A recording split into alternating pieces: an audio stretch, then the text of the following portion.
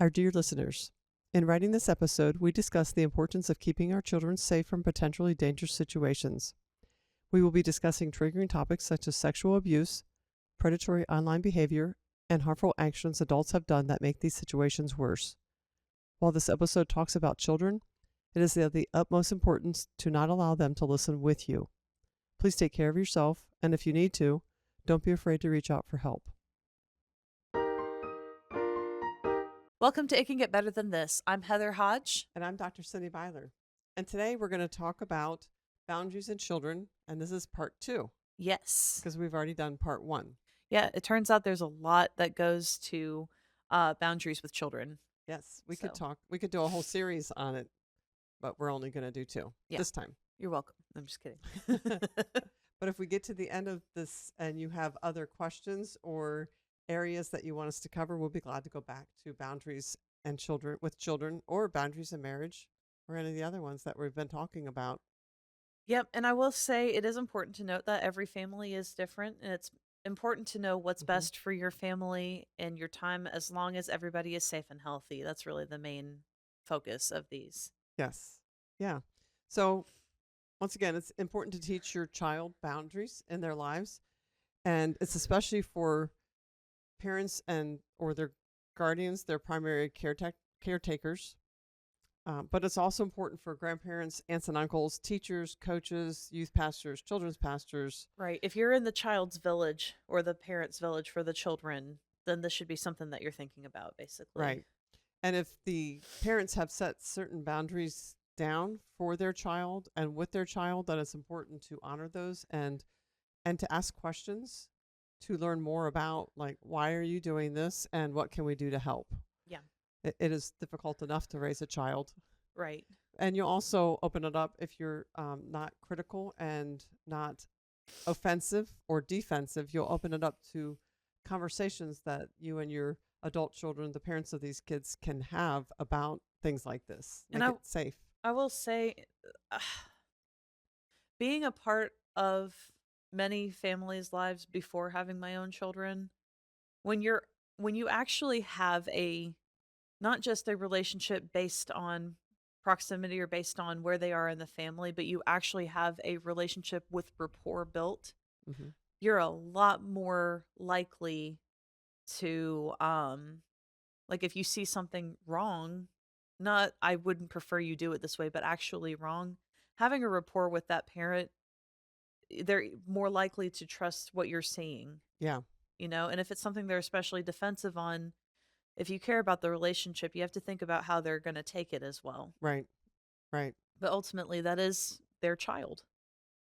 So I just think it's important that you don't just assume you can say whatever you want just because you see something, Yes. Yes. And sometimes 99% of the time, if you don't have a rapport with that parent, then most of your advice is not going to be very welcome in the first place, unless you're an expert in the field that is recognized by that parent. But even then, it's up to them whether they take it or not. That's right. That's where the boundary starts and stops. Yes. Otherwise, and believe me, I am one of those moms that listens to you, and I'm polite enough to smile at you because social convention dictates that we do that so we don't, hurt people's feelings on a daily. And then I walk away going, what a jerk. Just honestly. So, yeah, it's important to keep your boundaries while the parent is trying to teach and have boundaries around their child. It's one of the main reasons that we don't have boundaries is because we didn't learn them in childhood. Yeah. And many parents are becoming more aware now about helping their child create boundaries around them and putting boundaries around the child while they're learning certain boundaries. It wasn't taught in school. It wasn't really a conversation that I can remember ever having with my parents. Right. So it's a newer subject for, especially centered around little children. Again, there's a book that I read back when my kids were little, so 20-something years ago.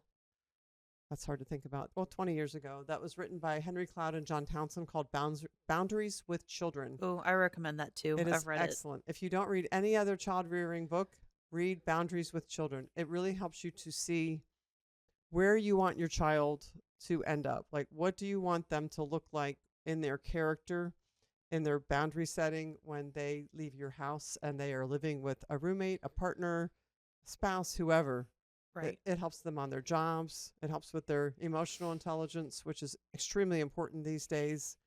So I strongly cannot recommend that book enough. So instead, we were taught to be compliant and to just do what adults told us to do. And we weren't even taught how to have boundaries with our peers all the time. Right. So it's really important that children can learn that their bodies are their own, their words are their own. They're responsible for themselves, and other people are responsible for themselves as well. Right. Right. Another thing that happens is that when children have big emotions, and many of them do, because they're still trying to learn emotions, and Mhm. from the time they're born, and then they start having hormones in middle school and up, Right. their emotions are huge, and they haven't learned a lot of self-regulation. Mhm. And so it's important to teach your child, along with boundaries, what to do with those big emotions so that you help them co-regulate, and then they learn how to self-regulate so that they're in charge of themselves. That is one of the things that gentle parenting has, like the people that have tried to do gentle parenting have complained about, is the expectation is you'll talk to them and use your feelings words and all that kind of stuff and be gentle with them, and then they just go, "Oh, okay, thanks, mom." And then they're fine, and they're not. But if you look at the development of a child's brain, and I know this, I got the privilege of taking a whole course on child psychology in college, and this was my favorite part of it, was as you look at what they're learning and what parts of their brain are developing, they don't have the capability Right. to meet something completely regulated at 2 and 3, and Hmm. it takes like time for these parts of their brain to grow and develop as well. It's not a saying on how the parents are. It's just, this is telling you, like, this is why they're having so many tantrums all the time and stuff like that. Right. That's why it's so famous for like terrible twos. And the terrible 12s. Yeah. And then hormones are just taking over at that Right. point. So some Right. of it's physiological too. Yes. It's not their fault, Right. which means that they need help, and they don't need to be punished for it. They need help learning how Right. to self-regulate as they grow, so that when they become an adult and their brain is locked into place better, and their hormones are leveling out, they know what to do. And they've done Right. this under your roof rather than learning these things in the real world that is going to teach them a lot more harshly. Yeah. And it doesn't mean you let them walk all over you. It doesn't mean that you don't have rules for your house. It's just as you're enforcing them and as it's frustrating, and trust me, we know it's frustrating. Means like the the temper tantrums and stuff are unfortunately developmentally appropriate as well. Right. Right. And it's just something you have to get through while you're constantly pushing them to learn the boundaries. Right. Children need to be empowered to have boundaries at a young age. Yeah. Boundaries are built. They're not in our genetics. They definitely don't come naturally. They're learned and developed over time. Having the freedom to not show affection, and I know we're going to be talking about this many times throughout the episodes, but not having to show affection towards another person, another family member, is really important. Choosing to be able to say no in inappropriate situations. Yeah. Not paying the consequences of somebody else's bad behavior or decisions, especially if it's an adult, but even if it's another child or older, like teenager in the house or anywhere they're at. Having agency over their own body and being taught what their body parts are with a proper language Yeah. is very instrumental in boundaries. And being allowed privacy as they grow. That's something we'll talk about in a few minutes, is the privacy aspect of this. So Yeah. we often push our kids to accept social norms that are around them, even if they're toxic, just so that they fit in. And in many families, one of those norms is you hug and kiss grandpa and grandma or your aunts and uncles, and you show affection to them. And I can't emphasize enough, and we are repeating this, is that they need to have the choice to whether or not they're going to hug and kiss their grandparents or their aunts and uncles. Mm-hmm. Sometimes that lack of affection is a sign that something might be off in that relationship. Yeah. It might not be a criminal thing. It might not be anything except that they don't They have don't a have lot of affection for that person, right. or they don't like how they're treated by that person. There's not a warm glow coming from that person. And honestly, this might people might not agree with me when I say this, but there's no world where an adult should be offended by a child not giving them affection. Right. Like if you really think about that, like what's really going on there that you were offended that that kid didn't want to hug you today? Yeah. Yeah. And I love it when my grandchildren hug me and my adopted grandchildren. Right. But that that has my wanting that is about me. Right. I want that relationship to be where I think it should be, and that hug feels great. But if that child is not ready for that, And then sometimes it oh I sorry. would rather have it when I want to have it when they want to show it. And a lot of times kids are so I mean they are wired at the very early ages to be self-centered. Yes. So Yes. most of the time it has nothing to do with that adult. It really is just don't feel like it today. Yeah. Or Today I their need more mood. space Right. Or or their mood. I'm grumpy right now is what right. Andy says to me sometimes. I'm grumpy, Nana. I'm like, okay. Yeah. When you need a hug, you let me know because sometimes that helps. Yeah. Yeah. But physical affection should always come from the heart and be a voluntary thing. Another thing is forced tickling. Yeah. Like we've talked about that. Heather and I've talked about that a lot. I hated to be tickled when I was a kid, and so did Yeah. she. I did. And some parents think, or adults think, just because the child is laughing does not mean that they are enjoying the tickling. Right. Tickling causes you to feel out of control, and a child is vulnerable enough when that child says, no, stop. It needs to be listened to the first time, not Yeah. continued because, oh no, they're just having fun. If they say no and they say stop, that needs to be stopped immediately so that that child knows it's okay to say no. That is one of the areas that it should be okay for them to say no to as well. Is anything touching their body, it should be okay for them to say no. And it will reinforce, I would think, it would reinforce to them that they have bodily autonomy Mm-hmm. if their parents are doing that. And the second they say no or all done, the parent stops. Right. And Right. they don't need to make a big deal. What? I was just playing with you. Just, okay. And then you move on to the next thing. Right. So it's not a big deal. Right. That way they know that when somebody else is tickling them or, you know, even touching them inappropriately, if they say no when they don't stop, that's a red flag. We need to get an adult Right. because they're used to no means no Right. automatically. And please, parents, grandparents, aunts and uncles, please speak out for your child. Yeah. Advocate for your child, even if it's uncomfortable or you're made to feel like a sissy or a helicopter parent about it. All the time my kids were growing up, I heard that so many times. I didn't care.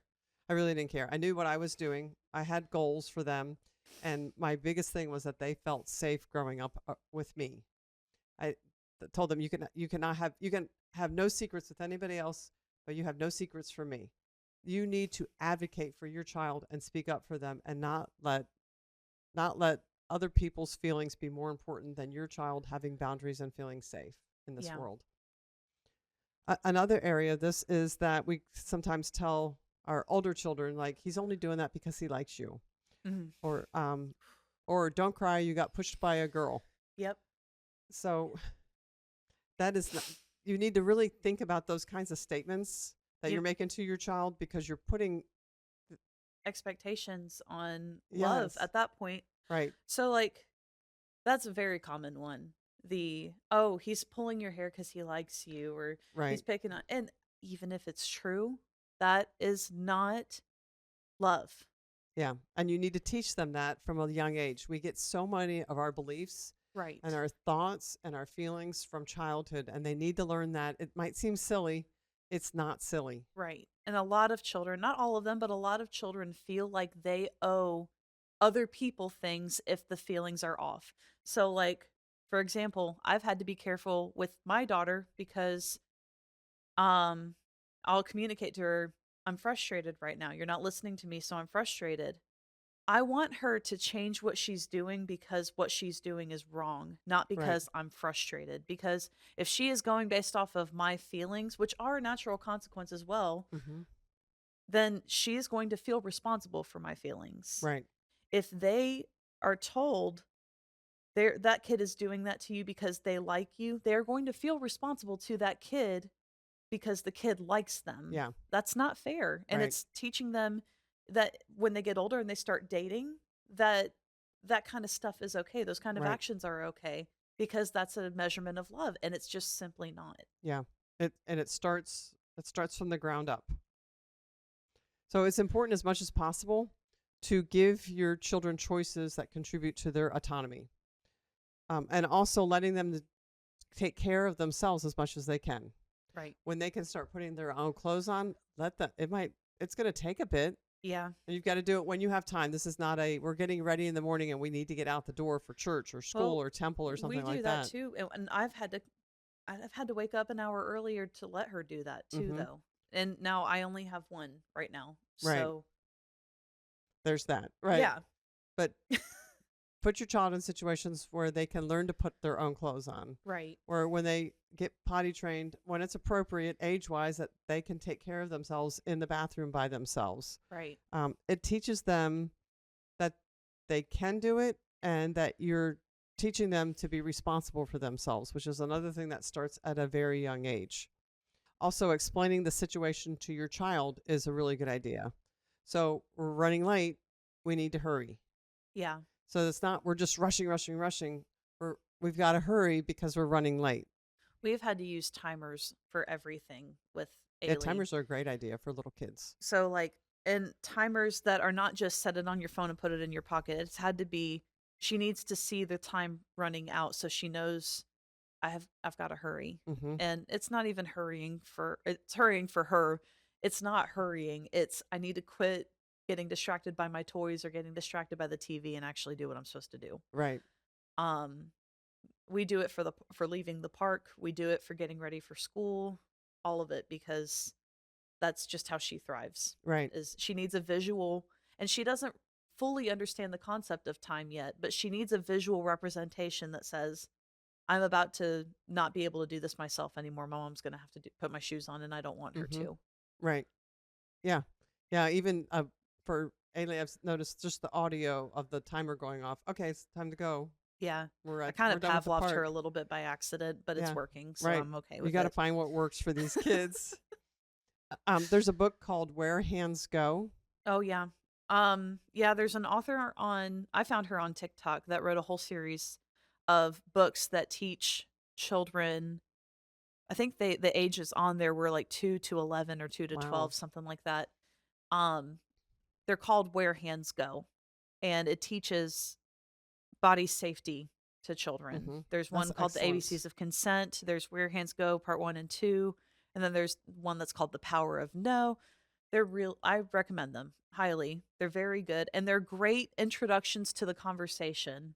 Good. Um, And you're thinking, some of you might be thinking 2 years old is so young to start with that, no, it's not. but you do not understand how many children get molested from babies all the way through. So as soon as they can learn consent and know, and this is my body, and telling us trusted adults if something has happened, the better off your child and you are. Right.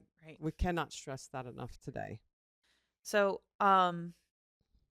this is especially difficult, for parents that have been molested or abused before. Mm-hmm. It's extremely triggering to bring up the material even before you talk to your children about it. When I got the books, I I was highly triggered reading them just to myself to, know ahead of time what I was going to be talking to her about, Mm-hmm. and the age appropriate level because I was not willing to go higher than what it Right. needed to be. And it was hard. It was hard to think of my baby and anything like that could Yeah. ever possibly happen to her. And I talked to quite a few people. I recommend if you are in therapy, talking to your Oh, therapist about definitely. it before you do this, and maybe even coming up with a game plan on how to talk to them about it. Mm-hmm. Looking into experts that have done videos, because a lot of therapists are on TikTok doing Yes. short form content right now. Right. Um, even you can even DM a lot of them, direct message, reach out to them and explain the situation and say, how do I talk to them about this? How do, there's a lot of videos that are free and available to like know what to watch out for and stuff. And it is Mm-hmm. a hard conversation, but it's so worth keeping them safe. Yes. Oh, for sure. For sure. It's imperative. Yeah. It's also important for them to learn these things before other kids teach them these things, because if the Yes. other kids are more knowledgeable or seem more knowledgeable, Or have been through things already then themselves. right, it's going to feel to your child like, oh, they know about this stuff, so they must know what they're talking about. Yeah. And so it's important that they know, and they have what the boundaries and the limits that you want to teach your child. And I will say this also goes for teenagers dating too. Yes. Oh, for If you sure. don't tell your teenagers about sex, they will find out from their peers. And unfortunately, it might be one of the peers they're dating, whether you know about them dating or not. Right.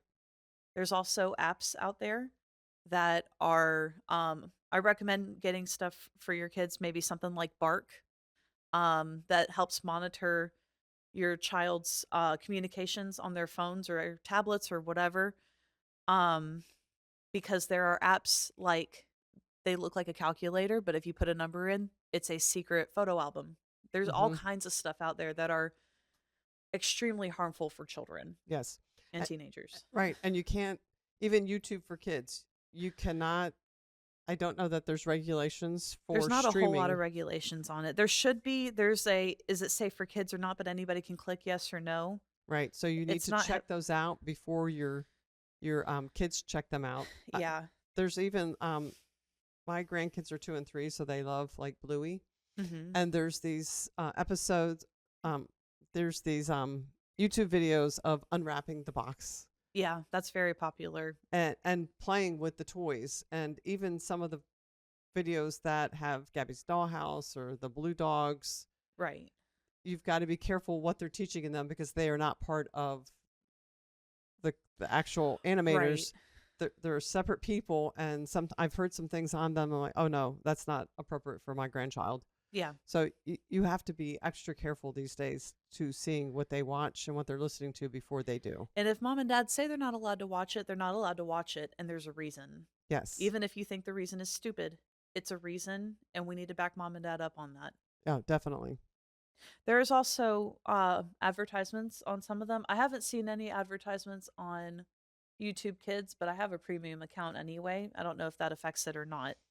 But on regular YouTube and on a lot of these sites like this, there are no laws on streaming against targeting children or adult content. Oh, wow. So even the advertisements in them may or may not be appropriate. So it's important that, as tempting as it is to put something on the TV and go take care of stuff, you need to know what they are watching Right. and what could come up. Right. So, if you're old school like me and you have Blu-rays and DVDs, that's a good way to Yeah. help with that. If you have apps that you know for a fact are not running ads, and you trust the show that they're watching and you've watched the show with them and you know it's okay, those are the things that you probably Mhm. need to lean on while you're doing stuff. Right. And there's animated cartoons that are not for children. Yeah. So just because they're animated, there's a lot of them coming towards millennials and Gen Xers, because we watched them when we were younger, in our 20s Yes. and all. So just because it's animated does not mean that it is for children. Yeah, that is a popular misconception. If it's a cartoon or if it's animated, then it should be safe for kids, and that is not true. Right. There's a whole genre of adult animation. So like it drives me crazy when I find out kids have been watching Has Been Hotel and stuff like that.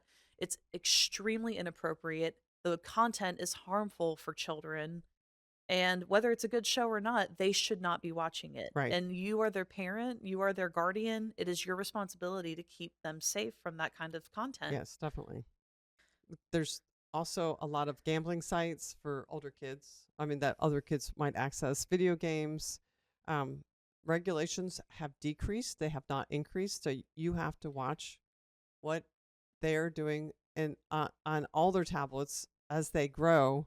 But some of the video game content is not even appropriate. So Yeah. things like IMBD, help so that you know what's Yeah. going on ahead of time? So IMBD, sorry, for every movie and TV show there is a parent's guide. And yes, it will spoil the movie for you, but I mean, let's look at the lesser evil here. It Right. will tell you exactly what's in it. So if that's like if cursing is a thing you don't want your children to listen to, it will tell you what's in there. It'll tell you anything violent or sexual or anything that might be deemed inappropriate and why it was rated PG or PG-13. Mm-hmm.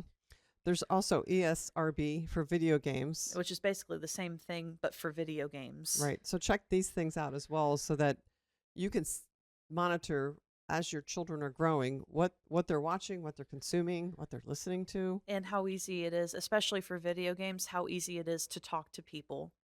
It is not, like, if you really think about it, it's not a safe thing for them to be able to talk to other people on the internet. Right. Right. It should be, and it's like standard now, but it's not safe. I mean, these video games are not limited to other children. Right. A lot of adults that you'd think, why would an adult be playing this game? They are playing. It's just safe to assume they are playing it too. Yeah. And a lot of video games have come under fire because it's put these kids in a compromising position. There are some where you can have it to where you can hear the other people and they still have their mic on. I recommend having that as a rule for your kids so you can hear what's being said to your child too. Yeah. Especially if they play more adult games like Call of Duty or something like that. Right. They are awful on that game Right. to each other. So a lot of monitoring because there are pedophiles are very active on social media and video games these days, and they do things like meetups, Yeah. and it puts your child in huge danger. So not trying to scare everybody, but we you want to need to keep know our kids what's out safe. there. Yes, Yeah. we need to keep them safe. So we want to wrap it up with the bottom line at the end of any of these. It's also important that while your kids may have privacy, that they don't feel like they need to keep secrets from you. Yes. It's important that they're able to have their own inner thoughts without being invaded, but it's also important to tell them, like, adults should never have secrets with children. Right. So there's the balance on that. Yeah. You want them to be able to keep a diary or, a journal or something like that, and you're not going in their room and invading their room. And then there's the other side of that, making sure that your children are safe. Right.